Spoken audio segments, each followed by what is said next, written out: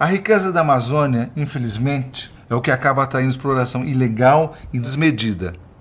É triste pensar isso. Tem uma expressão que é a maldição dos recursos naturais, né? Que se usa muito em desenvolvimento econômico. Esse é o Gustavo Gonzaga, PhD em Economia. Ele é professor titular e vice-diretor do Departamento de Economia da PUC-Rio. Regiões que têm uma abundância de recursos naturais, mas isso acaba sendo um curse, né? Uma maldição, né? Tendo aquela abundância toda, existe rent-seeking. Os políticos acabam se aproveitando e acabam extraindo, né, essa riqueza de uma forma fácil, ao invés de ir no caminho mais difícil, que é fazer políticas inclusivas, né, de educação e de desenvolver a sociedade como um todo. Quando as políticas públicas usam os recursos sem se preocupar em agregar valor, o ambiente fica prejudicado. Políticas públicas, elas têm que ser baseadas em evidências. Um diagnóstico correto da situação de mercado de trabalho em particular, é o ponto de partida, é o fundamental para a gente entender mais o que fazer na região. E políticas locais, né? Acho que ninguém melhor do que os atores, né, da própria região, né, para entender quais são os potenciais de cada uma das regiões. Eu não sei você, mas eu estou aprendendo muito com essa série. E um dos ensinamentos que vem aparecendo em diversos episódios é que qualquer projeto, qualquer implementação que se faça em áreas rurais ou amazônicas deve ser feito de forma respeitosa, em harmonia com as tradições e modos de viver de quem já habita ali. Em resumo, o espaço deve ser respeitado. Eu já pude presenciar diversos projetos, Miguel, que foram até lá na ilha e não deram certo porque as pessoas simplesmente no papel escreveram uma coisa que não condizia com a nossa realidade, sabe? Esse é Felipe Marujos. Eu falei com ele por chamada de vídeo para saber mais da história da casa dos pais dele. Sim, sobre uma casa. O que essa casa tem de especial? Ela foi construída do zero para ser moradia. Então foi se descobrindo que era muito mais do que uma simples casa. Nós queremos transmitir para as pessoas como se estivesse dentro de sua própria casa, no convívio de sua própria família, entendeu?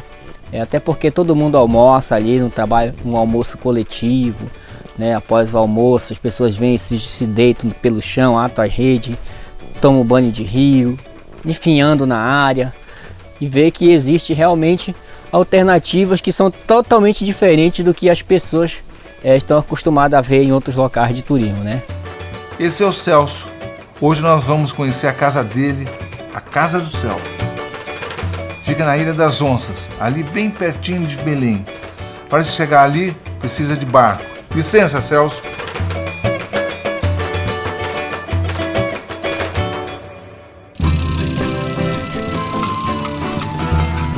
Começa agora o São Florestas, um podcast original Sesc São Paulo. Um olhar sobre projetos e povos que buscam alternativas sustentáveis a uma das florestas mais ricas em diversidade do nosso planeta. E ela pode nos salvar. Episódio 8, Trabalho e Renda. A situação do trabalho na Amazônia é muito diferente do restante do Brasil.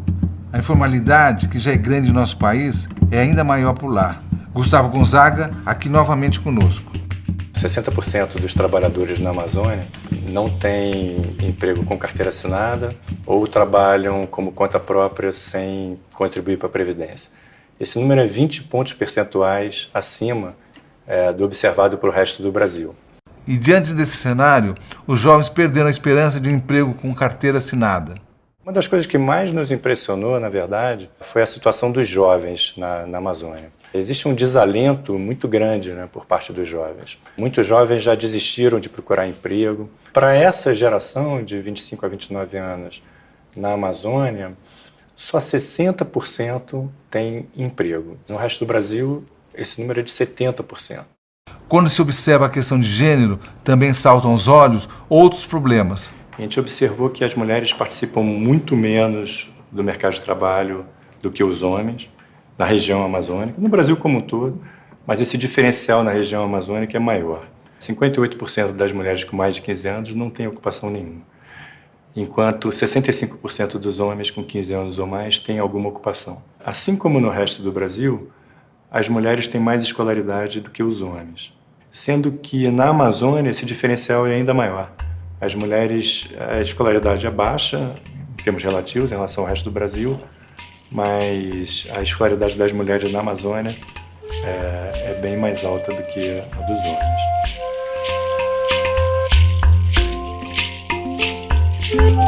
Hoje nós vamos falar de crescimento econômico sustentável na Amazônia, usando como exemplo uma casa que cresceu e prosperou, deu muito açaí e virou um modelo de negócio. A minha mãe sonhava com a casa dela, assim, tipo, eu quero ter a minha casa diferente, eu quero ter uma casa bonita, né? Assim, que eu me sinta confortável, que eu possa decorar do meu jeito. Então, quando a gente começou a desenhar a casa, a gente nunca pensou que a casa, algum dia, se tornaria um atrativo turístico.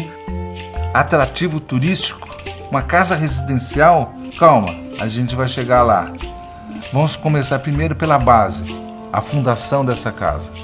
Quando nós fizemos essa casa, não foi para receber turismo, foi para a gente morar mesmo. A casa do Celso foi feita e pensada pela família, utilizando materiais locais, sempre em harmonia com o entorno, muito charmoso. A construção da nossa casa, né, ela foi elaborada de comum acordo, né, com a NEA, e já resolvemos criar um estilo de casa que muitas pessoas não têm aqui na Ilha das Onças, né, que pessoas não constroem aqui na Ilha das Onças. Todo esse material aqui foi reaproveitado, sendo que a casa com madeira, que foi mesmo madeira de lei, madeira tudo nova, foi essa área aqui, entendeu? E olha, estava ficando muito bonito. Quem passava não conseguia evitar de dar aquela paradinha para conferir o processo. Quando a gente estava trabalhando nessa casa, a gente trabalhava em torno até de 1h da manhã, né? Ela construindo aqui, eu e ela.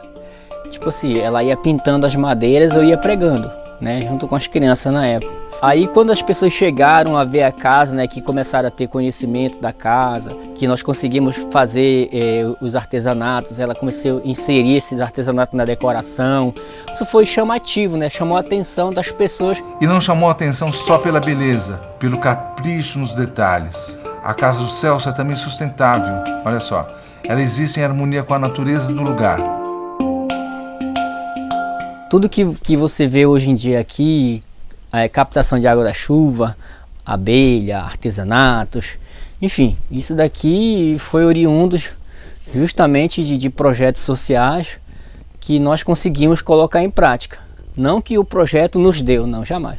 O projeto nos trouxe a ideia, a capacitação, né, de executar isso, né, colocar em prática e manter tudo isso. É o que nós conseguimos fazer disso, dessa biodiversidade que nós temos, né, aqui na nossa região, inserir na nossa casa e mostrar que aonde nós moramos, Ilha das Onças, que até mesmo as autoridades dizem que não tem potencial, nós temos a prova disso, de mostrar que existe essa possibilidade.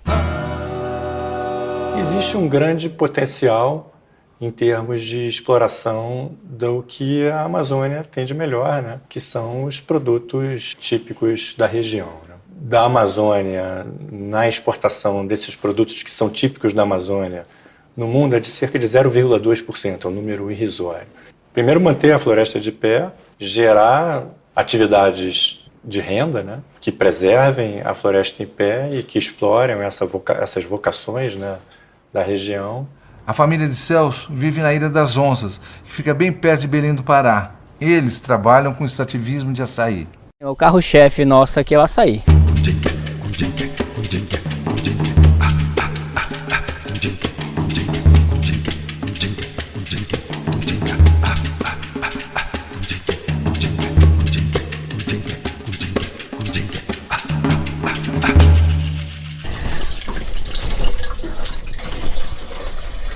Aqui está o açaí, só tirar daqui.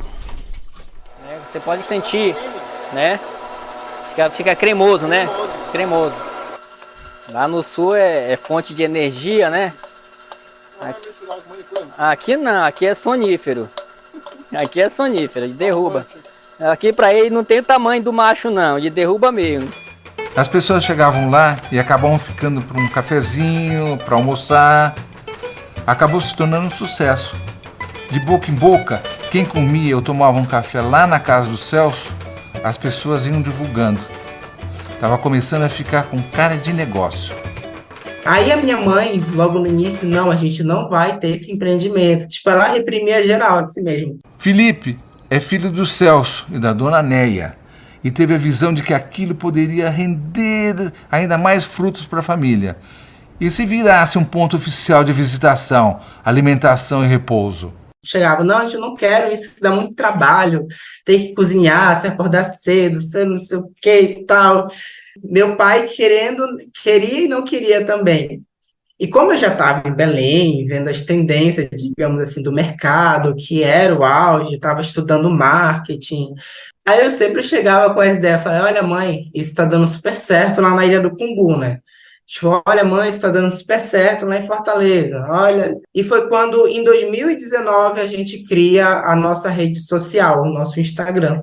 E aí, como eu comecei a divulgar a ideia de que a gente também fazia café e hospedagem, as procuras começaram a aumentar cada vez mais. O pessoal vinha, eu quero dormir na casa do Celso. Tinha gente que vinha remando para dormir na casa do Celso. Até que o filho do Celso resolveu organizar o negócio e ajudou o pai a abrir um MEI para o empreendimento. Precisava agora escolher um nome para o lugar.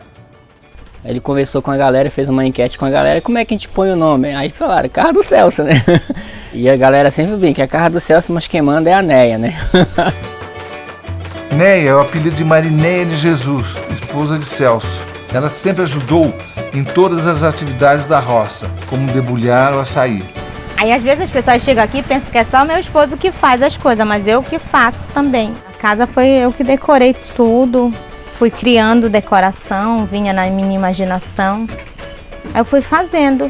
Aqui os pessoal começaram a tomar o café. Aqui que o pessoal fizeram gravação. Uma amiga minha ia jogar fora os CD. Aí eu disse que eu queria para me fazer uma decoração. Aí o meu esposo faz remo, aí eu decoro, vou aderindo. Aí essa luminária aí também, que eu fiz aí, sempre coisas aqui eu que faço mesmo. Fui fazendo a decoração e foi virando isso e assim se expandiu a Casa do Celso. Na casa do Celso, ela é quem faz a comida. De manhã eu coloco para lavar, aí eu coloco o alho, a cebola, o óleo, aí eu refogo, aí eu coloco a água, deixo ele fritar. Que é a cenoura, o chuchu, para dar um colorido. Eu ofereço o feijão, com peixe frito, o arroz, a farofa. As pessoas, elas amam o meu feijão. Eu não sei porquê, não sei qual é o segredo, mas eles dizem que é o melhor feijão que eles já comeram na vida deles. Aí eu fico feliz por isso, né? Celso viu que sua casa estava atraindo turistas. E isso também poderia ser mais uma fonte de renda. Então, ele foi deixando rolar, abraçando essa demanda que chegava com muita simpatia e alegria. Se lembra que a questão de empregos e atividades sustentáveis é o nosso tema de hoje? Sempre trabalhei, eu nunca abandonei a minha profissão, trabalhar como carpintaria. E o turismo, ele já entra nessa questão aí, tipo assim, para dando um apoio, um reforço e tal, para manter o negócio, entendeu? E até porque ajuda mesmo na questão do estudo do meu filho, né?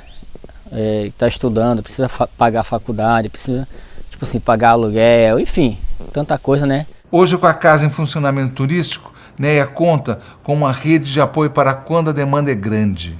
Tem a minha irmã, ela que vem servir quando a gente faz o grupo de pessoas de 20, 25, pelo café da manhã, e eu tenho que ter uma ajuda. Aí a minha filha também, o Celso e o Felipe. Essa aqui é a minha equipe da Casa do Celso.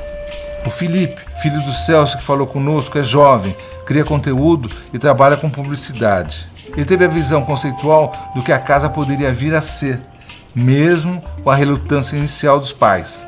Casa do Celso meio que surgiu também dessa ideia de você, quando for para lá, se sentir de fato em casa, se sentir acolhido, porque quando você, né, chega na sua casa, do seu trabalho, de qualquer outro local, tipo, você deita na sua cama, deita no sofá, deita na rede, no chão, aonde você quiser, tipo, poxa, eu tô em casa, sabe? Ele tem muito orgulho do pai. Falo que meu pai ele é multiartista, né? Porque ele é carpinteiro, ele é extrativista, né? Ele é aquela pessoa que tá ali sempre, assim, querendo ou não, ele é um empresário agora, ele é empreendedor, né? Mas ultimamente o que ele vem executando com bastante força é a carpintaria, né? Que é o trabalho, assim, que ele sempre fez. E aí o meu pai, por ser carpinteiro, né, e ter, vou dizer, um âmbito de proatividade, ele tinha visto toda a planta, como é que construía, né, o banheiro ecológico, como era que fazia a estrutura da caixa d'água. Ele falou, vou construir aqui em casa o banheiro ecológico e isso no meu quarto, né? A gente, obviamente, se tornou a primeira suíte ecológica da Ilha das Onças, né? Esse banheiro ecológico, ele justamente foi do projeto, né, que veio para cá, com essa intenção de amenizar um pouco esse impacto ambiental, né? Porque sabe que Ilha das Onças não tem tratamento de esgoto e tal. Isso daí foi uma alternativa para fugir um pouco disso, da questão de fossa séptica e tal. O sistema de captação de água da chuva também, entendeu? Que aqui nós utilizamos água da chuva para consumo, para beber, para fazer alimentação. Consegue sobreviver de uma forma sustentável. A nossa energia é energia solar. Então, Casa do Celso hoje, basicamente, né, ela é um exemplo de sustentabilidade na Ilha das Onças.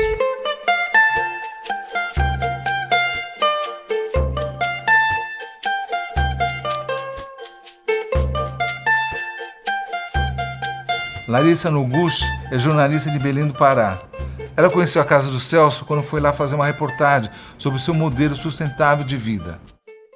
Quando eu entrei na Casa do Celso para fazer essa reportagem que falava sobre a casa sustentável, né, o modelo de casa sustentável para um morador ribeirinho da Amazônia, eu fiquei completamente apaixonada pelo modo de vida e pela família do Celso, que hoje eu considero também, né, como minha família. E desde então eu não quis mais abandoná-lo de jeito algum. O filho de Celso, Felipe, lembra bem da chegada da jornalista. Foi em 2018, quando eles toparam ceder entrevista a ela. Em 2018 que foi, digamos, o checkmate de tudo, que foi quando a gente cedeu uma entrevista e a repórter que inclusive hoje foi a pessoa que me inspirou a estudar comunicação, ela veio em casa, entrevistou e, ficou encantada pelo espaço. E passaram 2 semanas depois da exibição da matéria na TV, a repórter aparece lá em casa com 12 pessoas remando. Na época, o Celso ele vivia apenas com a subsistência do açaí, né, o trabalho da colheita do açaí, também o trabalho do artesanato. E eu tinha um clube de canoagem em Belém, nessa época que eu conheci, e decidi levar os remadores do clube até a casa do Celso para tomar café, para viver a experiência de um dia na casa de um ribeirinho. Isso também acabou se tornando uma fonte de renda, né, porque ele fazia o café e vendia para os remadores. E aí essa ideia foi se expandindo, foi crescendo, a Casa do Celso começou a receber turistas, eu mesmo levava amigos de fora, né, outros remadores também de vários lugares do país, para experimentar a vivência ribeirinha. A primeira hóspede, inclusive, tinha essa curiosidade em conhecer os modos de viver de quem habita em torno dos rios. A nossa primeira hóspede, que não foi nem brasileira, foi uma inglesa. E aí ela veio quando fazer umas pesquisas sobre a forma de vida das pessoas ribeirinhas, sabe? A qualidade de vida, se existia. Ela ficou, acho que 1 semana em casa hospedada. E Celso sabe que mesmo o projeto tendo dado super certo, a ideia não é ficar expandindo só porque teria público, sabe? Às vezes, cara, constrói um redário, constrói isso, constrói aquilo. Mas não é assim também, a gente, como eu falei, a gente quer manter o controle da situação, a gente não quer perder essa essência. Até porque nós moramos aqui, a nossa residência aqui, entendeu?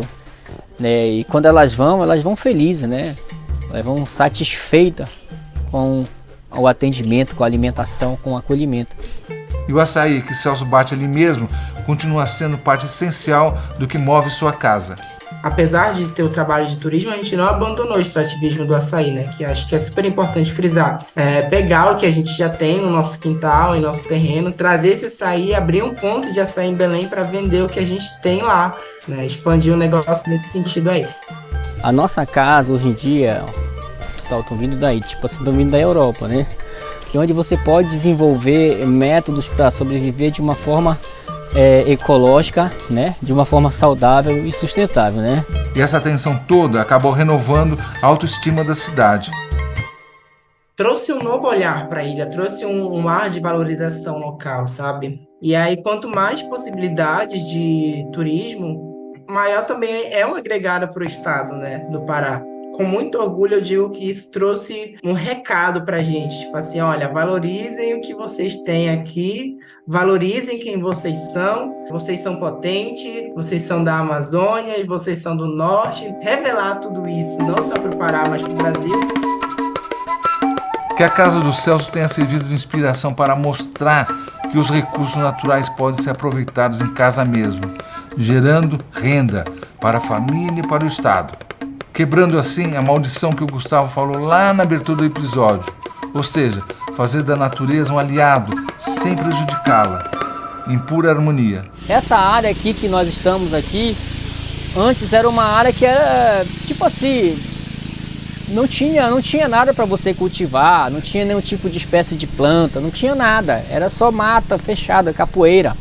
Então, quando nós chegamos para cá, nós fomos refazer isso, não tinha açaizal, não tinha nada. Um trabalho coletivo, a gente envolve a família, é minha cunhada, é meu filho, é minha filha, a esposa. Então, a gente passa a bola para a Dona Neia, nesse encerramento do episódio. E aí, Marineia, como você se sente estando à frente da Casa do Celso? Para mim é gratificante, né? Eu agradeço a Deus.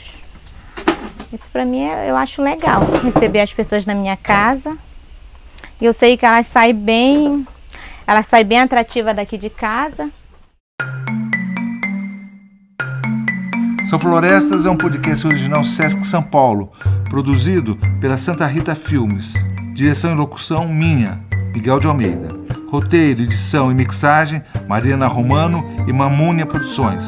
Trilha sonora, Caíto Marcondes. Técnicos de som, José Orlando Pereira, Pedro Moreira, Lauro Lopes, Fábio Henrique Murphy e Samuca Braga. Produção executiva, Flávia Tonalese. Produção, Marcelo Braga.